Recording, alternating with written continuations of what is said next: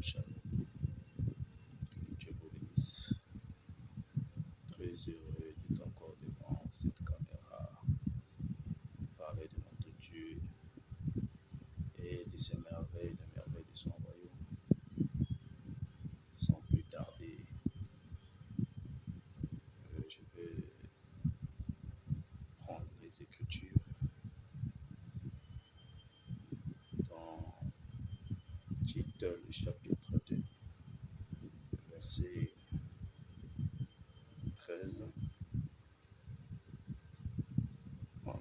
En entendant la bienheureuse espérance et la manifestation de la gloire du grand Dieu et du grand Dieu et de notre Sauveur Jésus-Christ.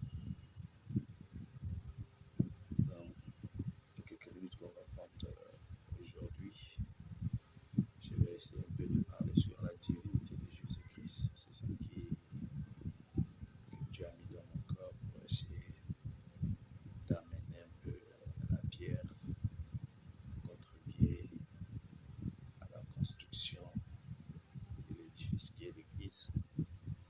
On va parler sur la divinité de Jésus-Christ qui cause beaucoup de problèmes. Et d'après les personnes, Jésus-Christ n'est pas Dieu. Dans d'autres croyances, le Christ est le Fils de Dieu. Et d'après certaines personnes aussi, il est seulement un prophète, selon les musulmans. Et Dieu, c'est le grand Dieu, Allah. Mais en lisant ce verset de Tite, chapitre 2, verset 13, cela montre clairement que le grand Dieu de l'univers,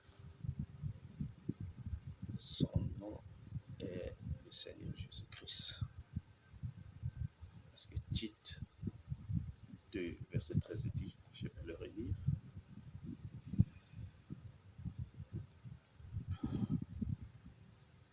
En entendant la bienheureuse espérance et la manifestation de la gloire du grand Dieu, le grand Dieu est notre Sauveur, Jésus-Christ. Donc le débat sur la divinité devait s'arrêter là. On ne devait plus raisonner. Parce que Paul dans Tite est clair que le grand Dieu est notre Sauveur. C'est le Seigneur Jésus-Christ. L'univers n'a pas deux grands dieux, mais l'univers n'a qu'un seul grand Dieu. C'est pour cela qu'il dit dans Exode 20, le premier verset, dit Israël, tu n'auras pas d'autre Dieu devant ma face. Je suis l'unique. Mais l'Éternel n'est pas un nom. L'Éternel veut dire celui qui n'a ni commencement ni fin. Et quand Moïse l'a rencontré, Moïse connaissait tous ces noms-là, noms des titres. Parce que Dieu ne s'était jamais révélé dans l'Ancien Testament par son nom. Moïse dit quand j'irai chez le peuple d'Israël et lorsqu'ils me demanderont quel est le nom de ce Dieu-là qui m'a envoyé, je leur dirai. Il va leur dire je suis m'a envoyé. Mais je suis n'est pas un nom. Je suis veut dire il est présent. Il ne connaît ni le futur, ni le passé, mais il est présent. Mais il n'avait jamais révélé son nom. Quand nous prenons El Shaddai, ce n'est pas le nom, c'est un titre. Quand nous parlons de Jéhovah Rapha, tout de même le nom Jéhovah, c'est la mauvaise traduction du tétragramme. Parce que selon les Juifs, le tétragramme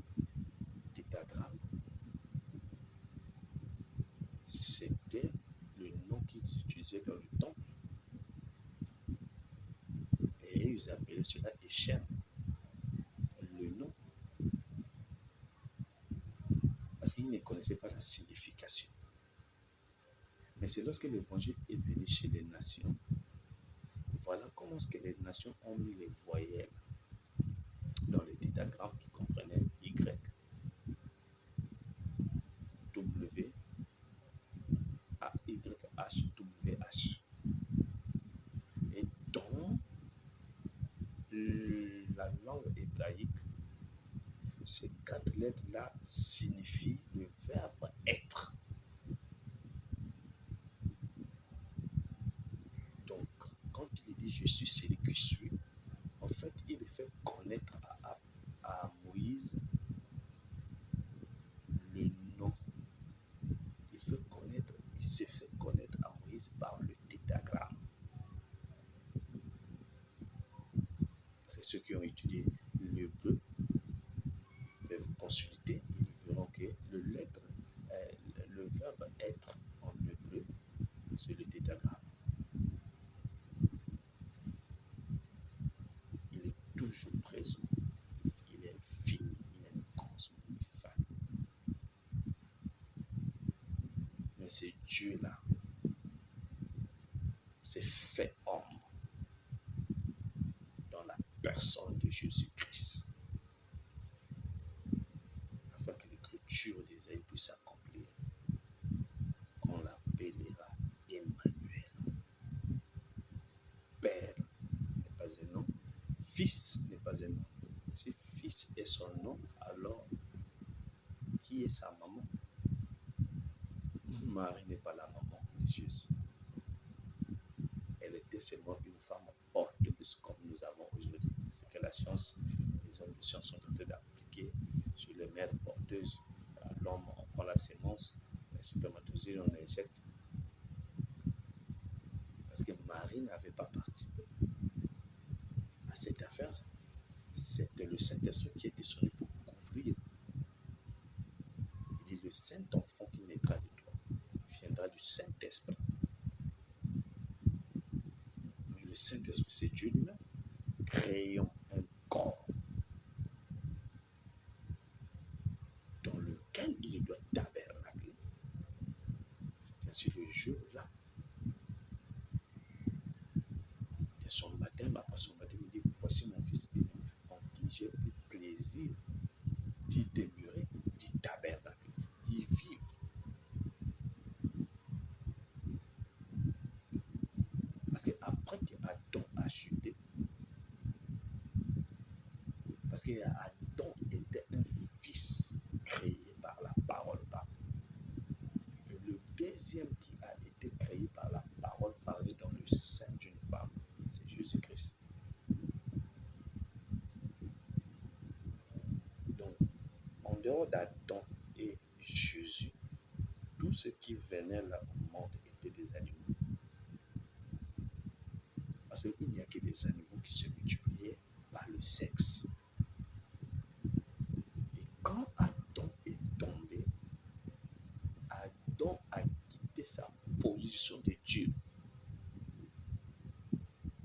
Adam est sorti de la divinité. Il n'était plus dans l'ordre hiérarchique de Dieu. C'est quand Dieu descend, il dit Adam, Adam, où es-tu? Parce qu'il ne voyait plus Adam dans sa position de Dieu, dans la position dans laquelle il avait laissé. Mais Adam était descendu dans la position des animaux. Et en descendant dans la position des animaux, il est devenu un animal. La divinité n'était plus en lui. C'est pour cela que les animaux pouvaient s'attaquer à l'homme. Parce que ce qui faisait sa protection n'y était plus. Les démons pouvaient s'attaquer maintenant à l'homme. Parce que ce qui protégeait l'homme, c'était la divinité. Qui lui permettait d'avoir l'autorité sur toute la nature.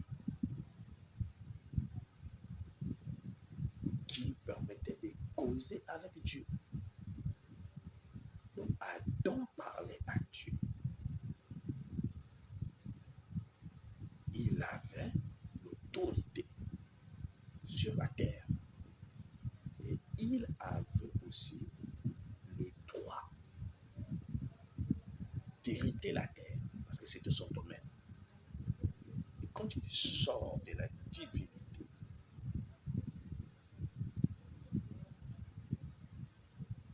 il sort de cet ordre, Adam devient un animal.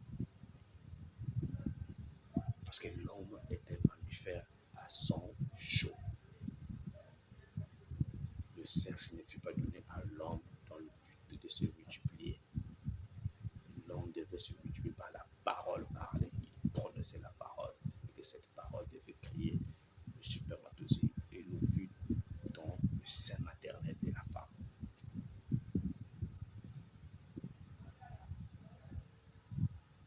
Et quand l'homme a pris la voie de se multiplier par le sexe, il a quitté sa position de Dieu. Il est devenu inférieur aux anges, aux animaux. Les animaux pouvaient l'attaquer. Il ne pouvait plus faire la rédemption. Et quand Dieu descend, il dit, la sémence de la femme t'écrasera la tête et ta sémence te blessera le talon. Lorsque Dieu parle dans Genèse 3, lorsque le jugement fut prononcé, c'est quand Dieu a écouté ses deux enfants, il est descendu chez le serpent, il a frappé. Pourquoi? Parce que le serpent, son nom n'était pas écrit dans le livre de vie de la vie. De le départ, il était déjà condamné.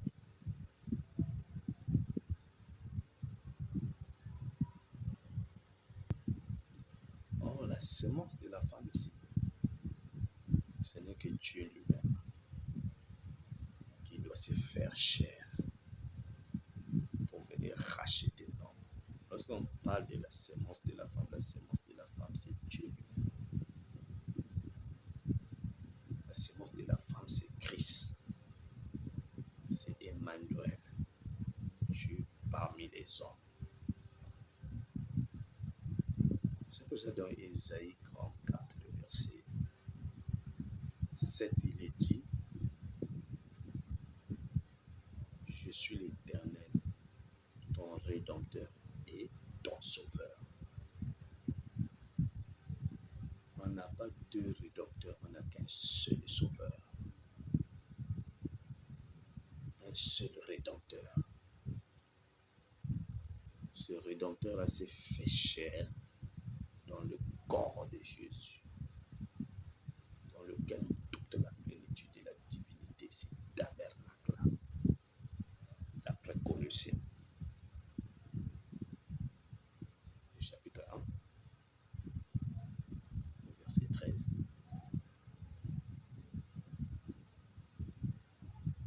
Toute la plénitude de Dieu était en Jésus. Pour venir faire quoi? Pour venir racheter l'homme et afin de le ramener dans la position qu'il avait perdue avant la chute. Et cette position qu'il avait perdue avant la chute, c'est-à-dire la divinité. Donc Jésus-Christ est venu pour ramener l'homme à sa divinité. Pour ramener l'homme, je le répète, à sa position de Dieu. Parce que Dieu est devenu homme pour que nous devenions des dieux. Et lorsque les gens font le débat simplement sur la divinité de Jésus-Christ, qu'il est Dieu, il est ceci, ceux qui ne croient pas que, ils ne peuvent pas croire qu'eux-mêmes ce sont des dieux. Donc Jésus-Christ est mort à la croix pour nous ramener à cette position. Cette position-là qu'Adam avait perdue. Qu'est-ce qu'Adam avait perdu? Adam avait perdu la divinité. l'homme reconnaît sa position de Dieu, il n'aura pas peur des sorciers. C'est plutôt les sorciers qui aura peur de lui. Il n'aura pas peur des chats qui vont pleurer derrière la maison, ou bien des sorciers de la famille. C'est que les gens font dans les églises là, parce qu'ils ne connaissent pas leur position de Dieu. Il vous faut un message qui doit réveiller cette position-là, qui doit réveiller cette divinité-là qui sont en vous. Pas les maris de nuit, les femmes de nuit. Le message-là n'apportera que de l'incrédulité dans les âmes des gens. Pourquoi? Parce que lorsqu'on va vous prêcher des sorciers, des maris de nuit, des femmes de nuit, des ceci, des blocages, tout, ça va vous amener quoi? Ça va vous créer en vous la peur. Or, quand la peur est en vous, ça dégage une énergie négative que toi-même tu ne peux pas voir. Mais dans le monde invisible, tu baignes dans ça. Ton être intérieur baigne dans ça. Donc, tu navigues dans une faible fréquence. Tu ne montes pas dans les hautes fréquences que Adam naviguait avant. Après la croix de Jésus, un fils de Dieu va avoir peur d'un sorcier. Nous savons que le diable existe. Il n'y a rien de commun entre nous et le diable. Il existe, oui. Mais si je meurs aujourd'hui, c'est Dieu qui a voulu mon rôle est terminé, je rentre. Voilà le problème. Je sais qu'à la résurrection, je vais retrouver mon corps. Donc, à vrai dire, je ne meurs pas. Et je vais seulement me reposer après un grand travail que je fais sur la terre. Et ce travail-là, le temps est fixé par Dieu. Mais celui qui a peur de mourir, c'est celui qui ne croit pas en Christ. Jésus, ton titre, il est dit. Lui, le grand Dieu, titre 2, le verset 13, lui, le grand Dieu, est notre sauveur. Les musulmans disent Allah est le grand Dieu. Allah n'est pas un nom. Allah veut dire seulement Dieu. Même les dieux des Philistins ont des noms. Les dieux païens ont des noms. Mais le véritable Dieu, le grand Dieu de l'univers, quel est son nom? Isaïe nous dit qu'il est le Rédempteur depuis l'Ancien Testament. Mais pourquoi il est Rédempteur? Parce qu'il avait promis dans Genèse chapitre 3 que la sémence de la femme viendra. Mais la sémence de la femme, c'est Dieu lui-même. Donc il promettait là son incarnation dans la chair humaine pour racheter l'homme. Parce que quand l'homme est tombé, c'est Dieu qui est descendu, pas un ange, pour tuer les agneaux. C'était le type de ce qu'il allait faire dans les jours à venir. Allah est le grand Dieu. Mais le nom du grand Dieu, c'est quel Dieu? C'est quel nom? Père n'est pas un nom, Saint-Esprit n'est pas un nom, Fils n'est pas un nom. Père, c'est l'Esprit. Fils, c'est le corps de Jésus. Saint-Esprit, c'est sa nature. La nature de l'Esprit, l'Esprit est saint. Ce sont les trois fonctions dans lesquelles le même Esprit agit. Il dit que je suis le Tout-Puissant. Toujours Esaïe. Et Jésus-Christ vient dans l'Apocalypse. Je vais lire ça.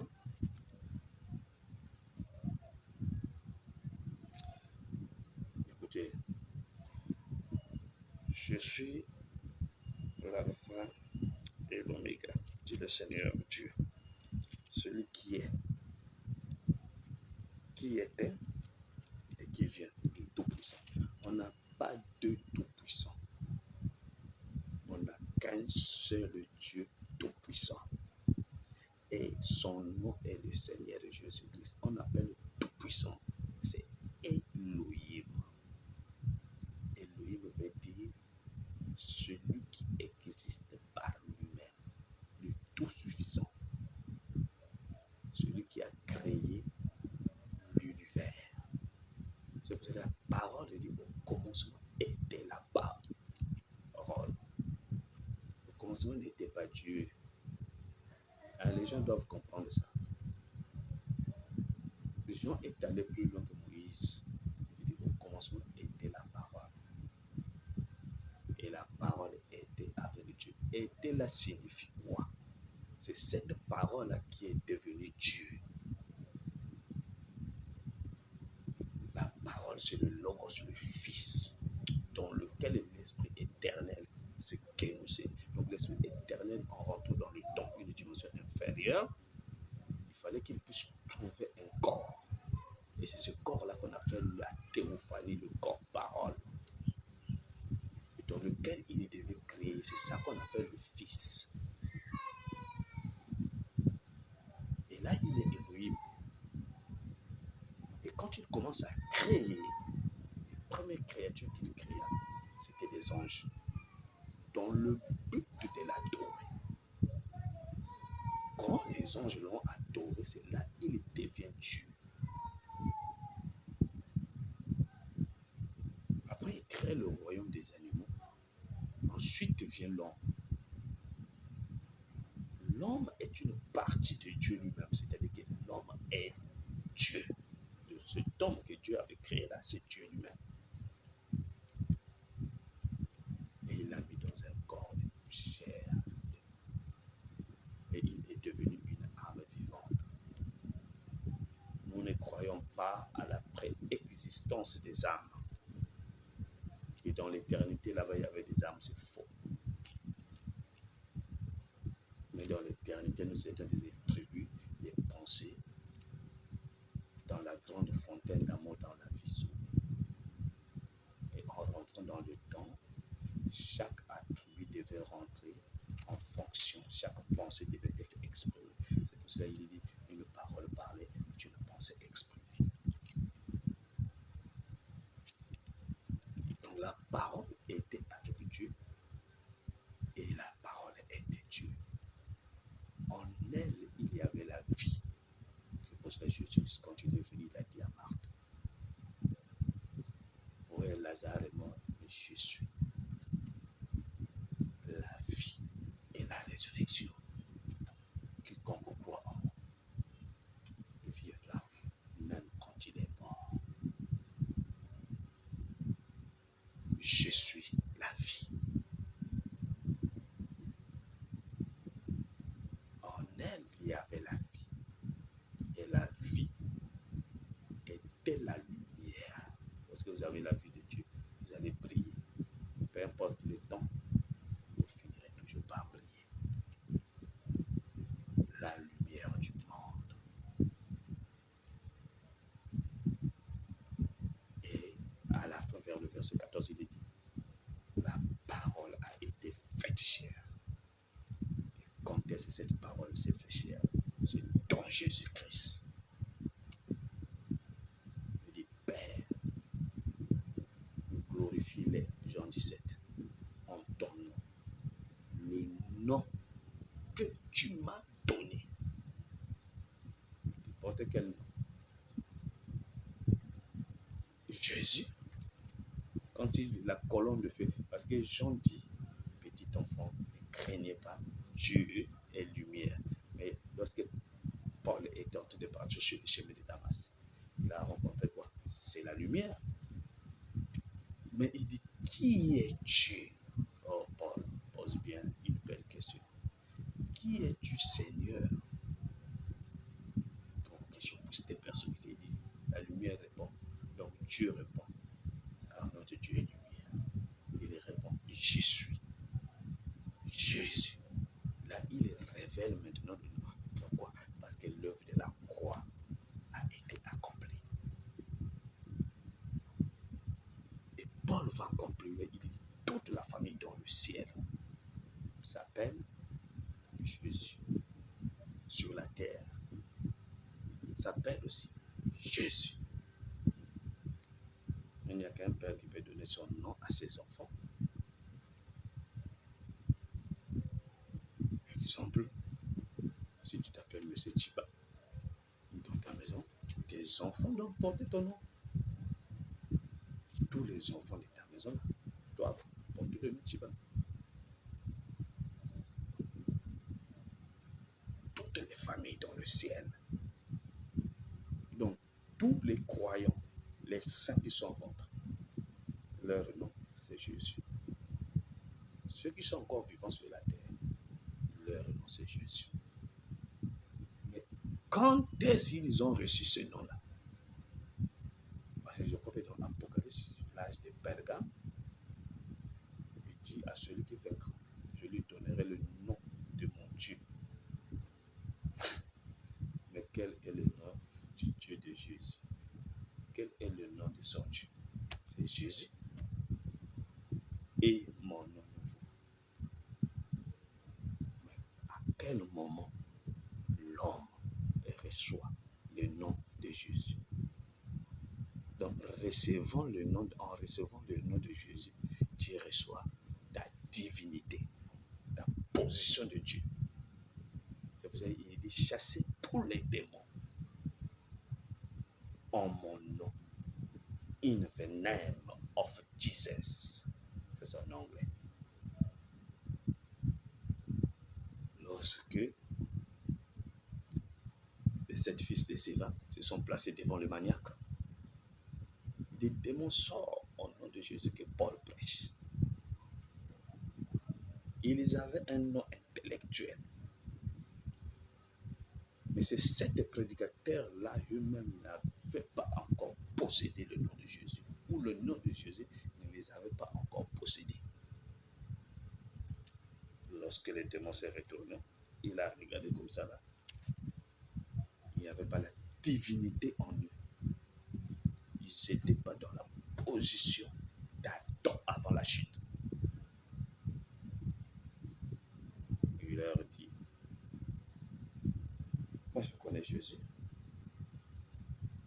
Et je connais qui est Paul. Vous, qui êtes-vous? Les démons les a frappés, les a laissés nus dans la condition de Laodicée.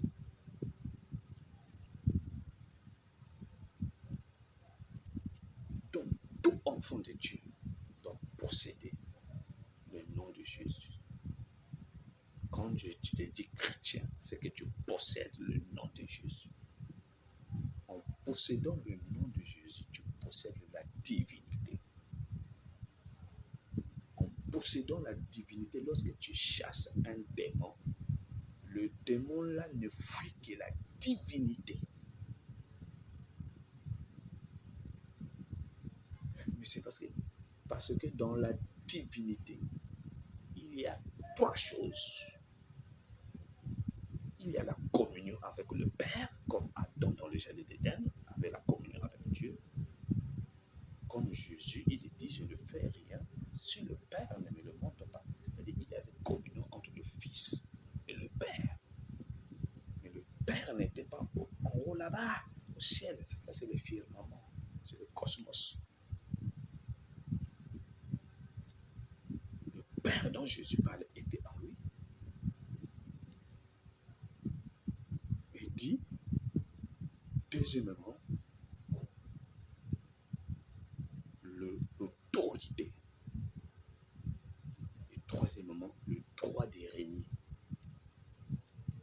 Car la Bible dit, je vous bénis dans ce siècle et dans le siècle à venir. Donc c'est le droit de régner. Et même dans ton boulot, il ne faut pas avoir peur. Si tu es chrétien, peu importe les gris que les gens peuvent faire, tu es plus que vainqueur par le sang de l'agneau. Le sang de l'agneau aujourd'hui, c'est la divinité qui vient en nous, qui est le nom de Jésus qu'on doit porter. Je lui ferai porter le nom de mon Dieu. Mais quel est le nom de son Dieu? Et à quel moment le croyant, le chrétien, reçoit le nom de Dieu? C'est lorsque un jour il y a eu un docteur de la loi qui est allé voir Jésus. Il dit, si Dieu n'est pas avec toi, alors tu ne peux pas faire ce que tu es en train de faire. Nous savons, tout le Sanhédrin sait Jésus lui dit, si tu ne nais pas de nouveau, tu ne peux pas voir le royaume des cieux. Il dit, ah, comment ça? Il a pris une application charnelle. Mais Jésus ne parlait pas d'une naissance naturelle. Jésus parlait d'une naissance spirituelle. Même les gens de l'auge, ils la savent, si tu pries réellement Dieu ou pas, même les sorciers. Et ce qui te donne l'autorité sur les sorciers, c'est lorsque toi tu possèdes le nom de Dieu. Oh, le nom de Jésus. Dans le nom de Jésus, il y a la divinité. Quand tu possèdes ça, tu possèdes ta divinité, ta position de Dieu qu'Adam avait perdu dans le jardin d'Éden. Parce que le but de la croix, c'est de te ramener là.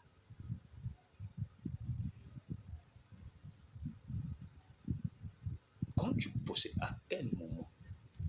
C'est lorsque tu es né de nouveau. Pas n'importe quelle nouvelle naissance. La nouvelle naissance qui conduit au baptême du Saint-Esprit. Parce que la nouvelle naissance n'est qu'un nouveau cœur et un nouveau esprit. Je leur ôterai le cœur de pierre, je leur donnerai un cœur nouveau. Je leur ôterai cet esprit d'incrédulité, je leur donnerai un esprit nouveau. C'est tout. Et quand Dieu ôte le cœur de pierre et l'ancien esprit, il doit descendre pour vivre en toi. Et dès qu'il descend pour vivre en toi, alors tu reçois le nom de Jésus. C'est lui, c'est papa qui donne le nom à ses enfants. Pas l'enfant qui choisit le nom. Donc le baptême du Saint-Esprit dans notre vie, ce n'est que la grâce de Dieu. Et quand tu es dans cette position, peu importe les grands maîtres de telle loge, tout, quand tu apparaîtras là, il fuira, sortir, on va te chasser. Parce que ça te met au-dessus de tous les esprits. C'est ce que Adam a fait. Mais tu ne dois pas arrêter là, tu dois aller plus loin. Ça, on verra ça prochainement. Quand un fils de Dieu arrive là, qu'est-ce qu'il doit faire? Qu'est-ce qu'il devient? Lorsqu'il arrive là, ça ne s'arrête pas là. Mais qu'est-ce qu'il devient? Qu'est-ce qu'il doit faire? Donc, le nom de Dieu, c'est Jésus. Le Saint-Esprit, c'est sa nature. Il est saint comme moi. Je suis un être humain. Le Fils, c'est le corps qu'il a pris pour jouer cette fonction-là. Le Père, c'est l'Esprit. Et tant qu'Esprit ne pouvait pas venir et mourir à la croix, il fallait qu'il puisse former un corps pour être le parole rédempteur qu'il avait annoncé dans Genèse 3. Et il est parti après avoir accompli le rachat. Parce que Père, c'est celui qui était le prophète. Prophète, fils sacrificateur, Saint-Esprit, roi. Parce qu'il va venir et tant que roi pour régner. Il est revenu dans l'église le jour de la Pentecôte. Et donc le Saint-Esprit pour régner au sein de l'église, pour conduire son église, pour enseigner son église. Voilà le but pour lequel le Saint-Esprit a été envoyé. C'est dans le but de conduire l'église, de l'enseigner, afin que l'église puisse grandir et l'église puisse manifester les œuvres de la divinité. Les œuvres de la divinité, ce n'est pas aller chercher les miracles, non. Parce que le miracle est en toi. Le miracle n'est pas ailleurs. Le miracle est en toi. Non, parce que tu ne connais pas ta position. Tu cours derrière les miracles. Jésus appelle ça les miettes. Mais le pain qui est la divinité, quand tu avales ça, c'est ce pain-là en toi qui produira les miettes. Jésus est Dieu. S'il n'est pas Dieu, donc vous reniez votre propre rachat. Parce que ce n'est pas un homme qui est venu accomplir ça. Il a annoncé depuis la jeunesse qu'il viendra, étant que la sémence de la femme, c'est Emmanuel, c'est Dieu lui-même, dans la chair humaine.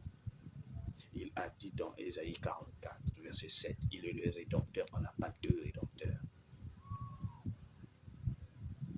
Et dans Tite, Paul dit, il est le grand Dieu. Il n'y a pas de grand Dieu. Il dit, je suis le grand Dieu et sauveur, c'est-à-dire le grand Dieu esprit qui s'est fait corps pour sauver l'humanité. On n'a pas deux sauveurs, on n'a qu'un seul sauveur.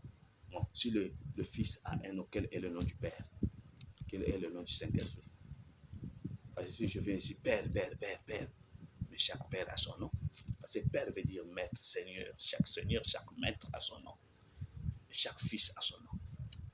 Père, Fils et Saint-Esprit. Son nom, c'est le Seigneur Jésus-Christ. Père, c'est le Seigneur. Jésus, c'est le Fils. Christ, c'est le Saint-Esprit de l'onction qui descend dans l'Église comme étant que le baptême du Saint-Esprit. Jésus est Dieu. Et je vais terminer. Je vais lire une écriture dans 1 Jean, chapitre 5, le verset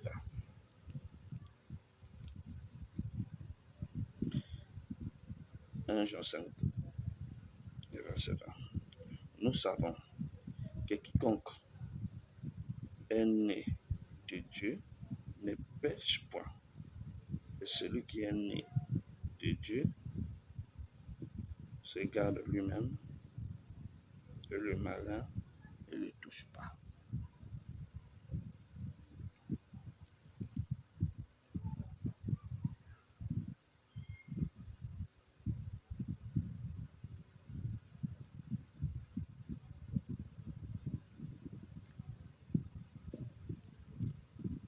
Donc celui qui est né de Dieu ne pêche point. Il ne peut pas pécher.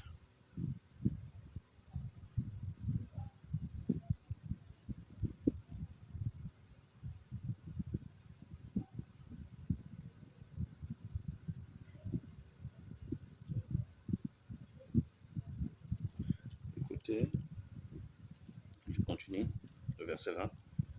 Nous savons aussi que le Fils de Dieu est venu et qui nous a donné l'intelligence pour connaître le véritable.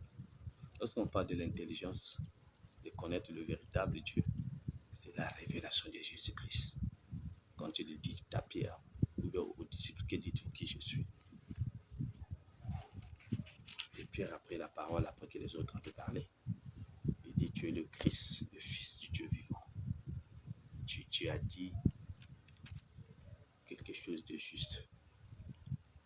Ce n'est ni la chair et le sang, ce n'est ni les beaux écoles théologiques, ni les musulmans qui t'ont révélé cela, ni l'écuménisme, ni le prêtre, ni le pape. Mais c'est mon Père qui vit dans les ciels qui te l'a révélé. Sache-le que sur cette pierre, quelle pierre? La révélation de la divinité de Jésus-Christ. Je bâtirai de mon église. Écoutez bien, la révélation de la divinité de Jésus-Christ, je bâtirai de mon église. Les portes de l'enfer s'élèveront contre elle. Quelles sont ces portes de l'enfer? Les sorciers, les maris de nuit, comme vous le dites, les femmes de nuit, les sirènes, soi-disant, parce que moi je ne crois pas à ces choses. Les loges, les magiciens, les politiciens vont s'élever contre cette église. Elle ne sera jamais vaincue. Matthieu 16. ils vont s'élever. Mais comme cette église est bâtie sur la divinité de Jésus-Christ, de la personne de Jésus-Christ, ils ne peuvent pas vaincre. Les portes là ne peuvent pas vaincre Dieu. Donc, en d'autres termes, l'église qui est bâtie sur la révélation de la divinité de Jésus-Christ est elle-même Dieu.